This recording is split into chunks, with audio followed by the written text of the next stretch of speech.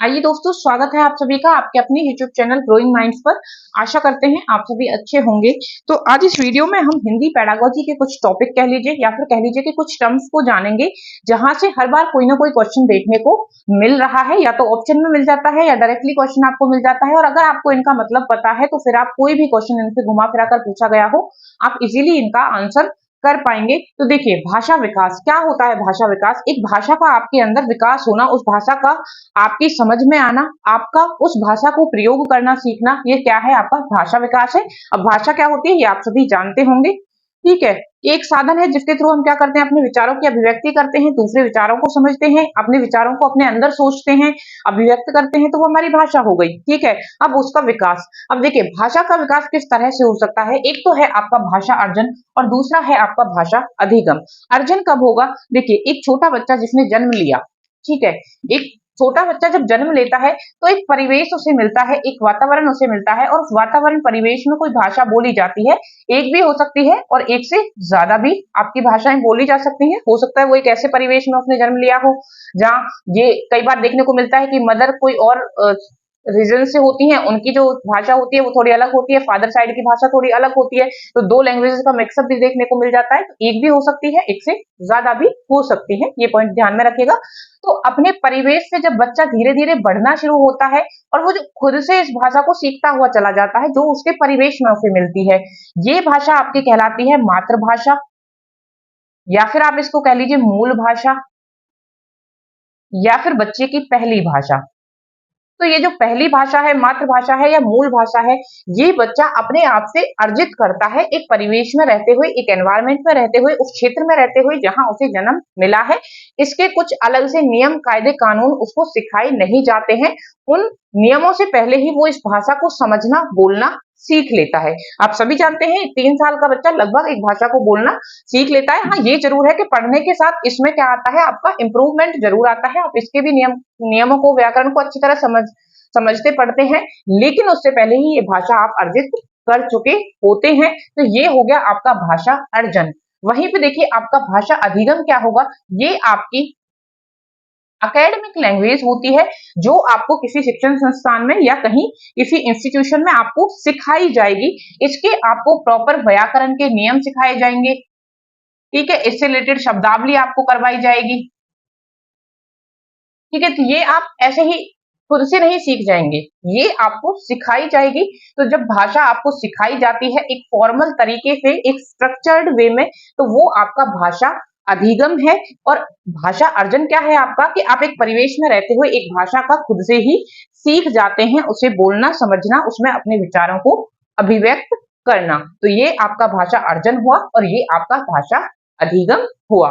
I hope ये आपको समझ में आया होगा। तो कौन सी, अब देखिए भाषा अधिगम शुरू से या फिर बच्चे के जन्म से शुरू होता है, या फिर भाषा अर्जन? तो भाषा अर्जन आपका जन्म से ही शुरू हो जाता है। ये तो आपका स्कूल स्टार्ट होने के बाद में आता है कि आपको जो सेकंड लैंग्वेज सिखाई जाती है, ठीक है। यहाँ पे कौन सी लैंग्वेज पर ध्यान दिया जाता है? आपका दूसरी जो भाषा होगी उस पर, क्योंकि पहली आप खुद से यहाँ से सीख कर जा चुके होंगे, जो कि आपकी मूल भाषा होगी।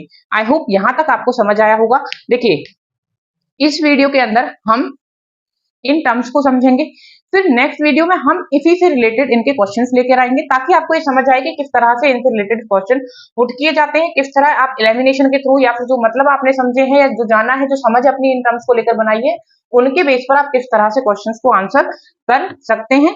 तो देखिए, अब आगे क्या है, भाषा के जो रूप होते हैं। अब यहाँ पे भी आपने एक शब्द देखा, मातृभाषा, ठीक है। उसी तरह से एक देखने को मिलेगा आपको राजभाषा, और एक आपकी होगी राष्ट्रभाषा, ठीक है। ये टर्म्स आपको देखने को मिल जाती हैं। कई बार तो ये डायरेक्टली क्वेश्चन भी पूछ लिया जाता है कि आप में से कौन सी राजभाषा है, कौन सी राष्ट्रभाषा है, ठीक है, मातृभाषा क्या होती है। तो ये हमारी घरेलू जो भाषा होती है, हमारे घर की जो भाषा होगी, ठीक है, वो आपकी क्या होगी, मातृभाषा होगी।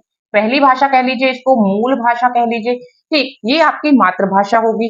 वहीं पे अगर हम बात करें राजभाषा की, तो याद रख लीजिएगा सीधा सीधा, हिंदी जो है वो हमारी क्या है, राजभाषा है। अगर वहीं पे हम बात करें राष्ट्रभाषा की, तो देखिए हिंदी को राष्ट्रभाषा बनाने के लिए यत्न किए गए थे, लेकिन ड्यू टू सम रीजंस ये आपकी राष्ट्रभाषा नहीं बन पाई थी। क्योंकि एक तो देखिए हमारे देश में क्या है, हमारे देश में बहुत ज्यादा डाइवर्सिटी है, एक बहुत बड़े स्केल पर डाइवर्स किस्म के लोग रहते हैं, डाइवर्स उनका कल्चर है, डाइवर्स उनकी लैंग्वेज है, तो किसी एक भाषा को राष्ट्रभाषा का दर्जा देना सही भी नहीं था और ये हो भी नहीं पाया। तो आपकी जो हिंदी है वो राजभाषा है, आपकी राष्ट्रभाषा नहीं है। अगर आपसे सीधा क्वेश्चन पूछा जाता है कि भारत की राष्ट्रभाषा कौन सी है, तो फिर भारत के अंदर कोई भी राष्ट्रभाषा नहीं है, ऐसी कोई लैंग्वेज नहीं मिली है जिसे हम राष्ट्रभाषा का दर्जा दे सकें। एक और चीज है, आपकी हिंदी राजभाषा है, उसी के साथ में जो एसोसिएटिव लैंग्वेज है आपकी, वो आपकी इंग्लिश है। क्या है? आपकी इंग्लिश है। तो ये 3 टर्म्स आपको समझ आए होंगे। इसके बाद अगर मैं बात करूं तो देखिए, हमने भाषा अर्जन को समझा, अधिगम को समझा, मातृभाषा समझा, सेकंड लैंग्वेज आप समझ चुके होंगे, आपको राष्ट्रभाषा और राजभाषा का मतलब समझ में आया होगा। इसके साथ ही एक शब्द की बात आती है और काफी ज्यादा एग्जाम में देखने को भी मिलता है, त्रिभाषा सूत्र, या इसको हम 3 लैंग्वेज फॉर्मूला भी कहते हैं। अब देखिए, नाम ही बता रहा है 3, मतलब 3 लैंग्वेज की कोई बात होगी, लेकिन ये 3 लैंग्वेज कौन सी, यही आपका मेन क्वेश्चन भी बनता है और यही आपका कंसेप्ट भी है जो आपने समझना है। तो देखिए, सबसे पहले तो एक भाषा होगी जो आपकी मातृभाषा होगी, क्योंकि देखिए बच्चा सबसे पहले जो सीखेगा वो यही सीखेगा। अगर उसे मातृभाषा ही नहीं एक बच्चे को आती है, हालांकि केस होगा नहीं, क्योंकि मातृभाषा अपनी हर बच्चा सीखेगा, अगर वो ठीक है तो ठीक है, तो मातृभाषा बच्चा सीख कर आता है और उसी के बेस पर वो बाकी भाषाओं को सीखता है। तो जो आपकी मातृभाषा होती है वो कहीं ना कहीं अदर लैंग्वेज का बेस होती है, क्योंकि यहीं से आपकी एक समझ डेवलप होती है इस चीज को लेकर के, हाँ लैंग्वेज भी कुछ होती है, इससे हम बात कर सकते हैं, इसे हम सीख सकते हैं, इससे हम अपने बातें दूसरों के सामने रख सकते हैं, ठीक है। तो वो दूसरे के नजरिए को समझना भी शुरू इसी से करेगा। तो एक होती है आपकी भाषा जो वो घर से सीख कर आएगा, मातृभाषा, मूल भाषा या फिर पहली भाषा, ठीक है।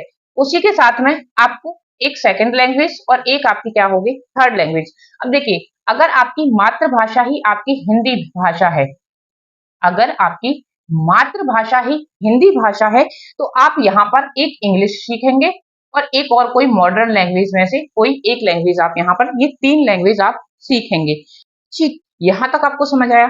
अब देखिए, यहाँ जो ये त्रिभाषा सूत्र है, इसमें एक तो आपका हो गया मातृभाषा, अगर हिंदी है तो हिंदी पहली लैंग्वेज हो गई, इंग्लिश और फिर कोई एक मॉडर्न लैंग्वेज, तो ये आपकी 3 लैंग्वेज यहाँ पे हो गई। अगर देखिए हिंदी आपकी मातृभाषा नहीं होगी, ये भी एक सिनेरियो बनता है, तो इस सिनेरियो में क्या रहेगा, पहली भाषा होगी आपकी मातृभाषा, जो कि आप जानते हैं कि हिंदी नहीं है, ठीक। इसके साथ में दूसरी आपकी आ जाएगी हिंदी, ठीक है, क्योंकि हमारी राजभाषा है, तो दूसरी जो लैंग्वेज यहाँ त्रिभाषा में बात की गई है, अगर देखिए मातृभाषा ही हिंदी है तो हिंदी तो फिर यहाँ पे आ गई, आप अदर 2 लैंग्वेज सीख लेंगे, मॉडर्न जो भी लैंग्वेज, जिन्हें मॉडर्न लैंग्वेज कहा जाता है, ये 22 भाषाएं हैं हमारे इंडिया के अंदर, ठीक है। तो इनमें से कोई भी 2 लैंग्वेज, ठीक। यहाँ क्या होगा, एक आपकी मातृभाषा आ गई, एक हिंदी आ गई और तीसरे में अब कोई भी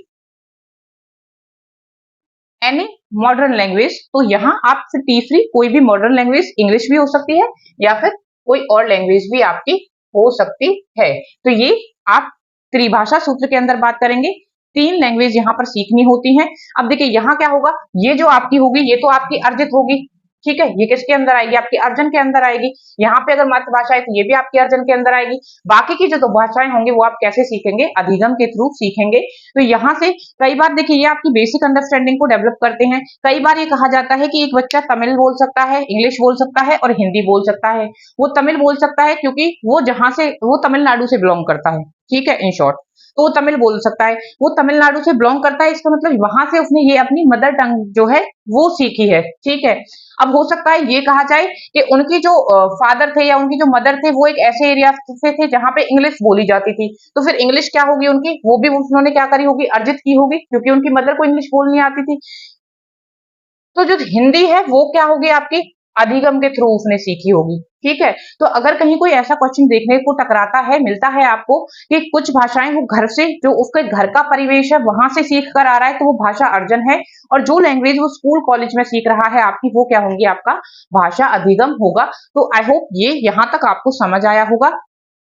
अब देखिए, नेक्स्ट जो क्लास होगी वो इसी के क्वेश्चंस पे बेस्ड होगी, इन 3 टॉपिक मेनली, एक आपका भाषा अर्जन और अधिगम हो गया, एक आपका त्रिभाषा सूत्र हो गया, और एक आपका मातृभाषा, राष्ट्रभाषा और राजभाषा हो गया। हालांकि उससे ऐसे कुछ क्वेश्चन डायरेक्टली क्वेश्चन देखने को मिलेंगे, ज्यादा कुछ होगा नहीं, तो इन्हीं से रिलेटेड कुछ 8-7 क्वेश्चन के ऊपर बात करेंगे, किस तरह से क्वेश्चन आपके पूछे जाते हैं, प्रीवियस ईयर से लेकर आएंगे क्वेश्चन, और वहां पे देखेंगे कि किस तरह ये आपके कंसेप्ट आपको यूज में आते हैं। तो बने रहिएगा हमारे साथ, मिलेंगे नेक्स्ट वीडियो में। कंटेंट अच्छा लगा हो तो प्लीज वीडियो को लाइक कीजिएगा, चैनल को सब्सक्राइब कीजिएगा। थैंक यू, मिलते हैं।